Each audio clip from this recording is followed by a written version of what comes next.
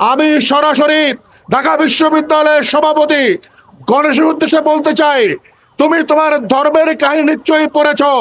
তোমার এই নামটা এসেছে তোমার ধর্মের পুরাণ থেকে। তুমি জানো পুরাণে তোমার নামের ইতিহাস কি আছে।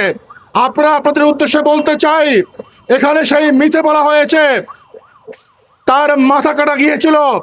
পার্বতী যখন তার সন্তানকে জন্মগ্রহণ করিয়েছিল, তখন পিতা তার সন্তানকে চিনতে না পেরে তার মাথা কেটে ফেলেছিল।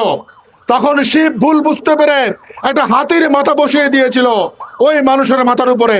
সেখান থেকে গণেশের উৎপত্তি। আজকে গণেশ তোমাকে বলতে চাই, তুমিও কি সেই নতুন মাথা নিয়ে ঢাকা বিশ্ববিদ্যালয়ে রাজনীতি করতে এসেছো কিনা? তোমার দেহ এক, মাথা আর এক।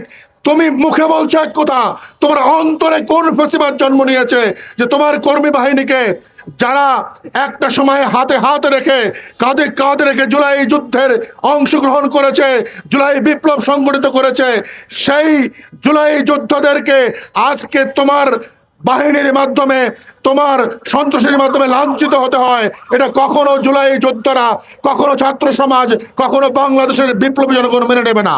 এই কারণে আজকের এই মানববন্ধন থেকে ঘোষণা করতে চাই সরকারের উদ্দেশ্যে, অবিলম্বে আপনারা এই তেলের সংকটের নাটক বন্ধ করুন। আপনারা এই সংকট পরিচালনা করছেন কেন আমরা বুঝতে পারছি। আমরা জানি ভিতরের কথা, আমরা জানি আপনারা শুধুমাত্র আন্দোলনের বিরুদ্ধে এই তেলকে ব্যবহার করছেন। তাই আমরা সাবধান করে দিচ্ছি, যেই জুলাই যোদ্ধারা বলেছে বুকের ভিতর দারুণ ঝড়, বুক পেতেছি গুলি কর, তারা আপনাদের হুমকি ধামকি এবং এই রক্তচক্ষুকে ভয় পায় না।